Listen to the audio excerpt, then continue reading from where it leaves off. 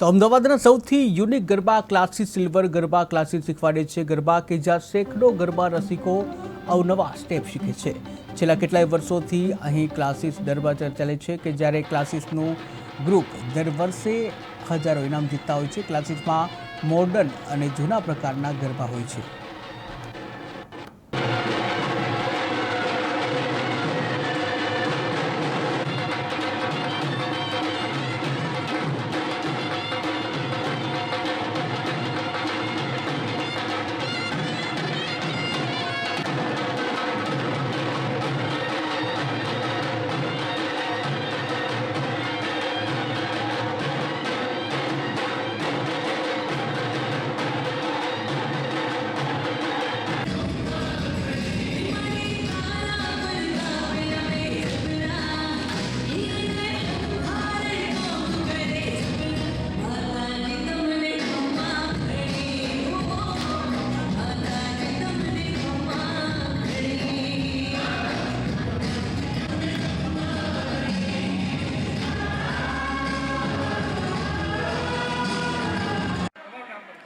મારું નામ જિગ્નેશ વાઘેલા છે। હું પોતે મેમનગર વિસ્તારમાં R3 મોલમાં સિલ્વર ગરબા ક્લાસ ચલાવું છું। એ છેલ્લા 17-18 વર્ષથી અહીંયા ગાડી ક્લાસ ચાલે છે અને અહીંયા એવા બધા આવે છે કે જે લોકોને ગરબા નથી આવડતા પણ અહીંયા જે લોકો શીખીને જાય છે ને એમને બહુ મજા આવે છે કે ના જવું તો સિલ્વર ગરબા ક્લાસમાં જ જવું। અને જિગ્નેશ સર અને વિશાલ સર બંને સર અમને સારી રીતે ગરબા શીખવાડે છે અને આવનારી જનરેશનને હું એમ જ કહું છું કે અત્યારે હાલ જે આપણી જૂનવાણી સંસ્કૃતિ ભૂલી ગયા છે તેમને ખાસ વિનંતી છે કે ગરબા એ એક સાધના છે, માતાજીનો ગરબો છે, એને ગરબાની રીતે ગાઓ પણ એનું કંઈક ન્યુસન્સ કે ગેરવર્તણૂક ના કરો। જય શ્રી રામ। મારું નામ અર્પિતા ત્રિવેદી છે।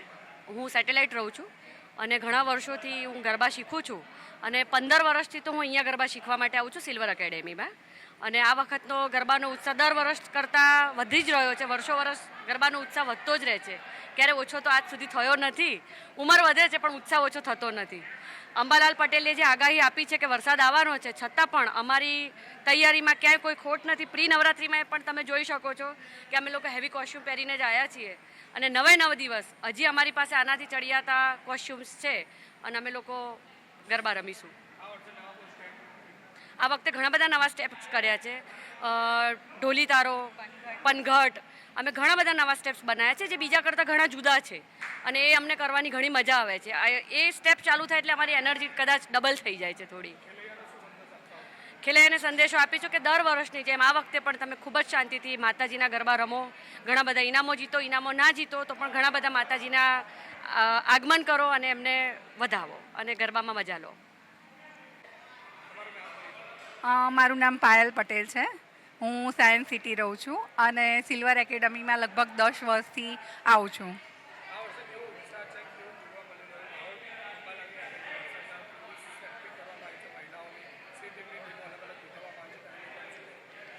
આ વખતે અંબાલાલે આગાહી કરી છે વરસાદની પણ અમારા લોકોની તૈયારીમાં કોઈ જ ફરક નથી। અમે ફૂલ ટ્રેડિશનલ દર વર્ષની જેમ 10 દિવસના 10 તૈયાર રાખ્યા છે અને અમે ખૂબ જ ઉત્સાહથી રમવાના છીએ અને અમે બીજા બી બધા મિત્રોને કહીએ છીએ કે અમારી સાથે જોડાઈ અને આવી જ રીતે ગરબામાં રમો। અને જ્યાં સુધી સેફટીનો સવાલ છે તો કેવું છે કે આ વખતે 3 AC ડોમ ને એ બધી બી સગવડો છે તો અમારી પાસે એ બધા બી ઓપ્શન છે ગાવા માટે અને અમારી સાથે અમારા જે બીજા મિત્રો છે એ બધું બહુ સુંદર રીતે આયોજન કરે છે જેથી અમે બહુ ઇઝીથી ગરબા રમી શકીએ છીએ। અમને કોઈ તકલીફ પડતી નથી।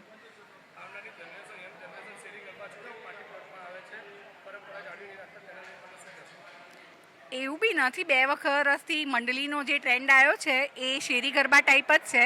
યંગ જનરેશન એમાં બી જાય છે અને શેરી ગરબામાં બી કેવું છે કે અમુક ઉંમર સુધી તો એમના પેરેન્ટ્સ એમને એલાઉ નથી કરતા એટલે યંગ જનરેશન જાય છે જેની અંદર પણ હવે પહેલાં જેવું મને નથી લાગતું કે કંઈ ન્યુસન્સ કેવું હોય તો બધાએ બધી જગ્યાએ સેફ જ છે અને સારી રીતે ગરબા કરી શકે છે।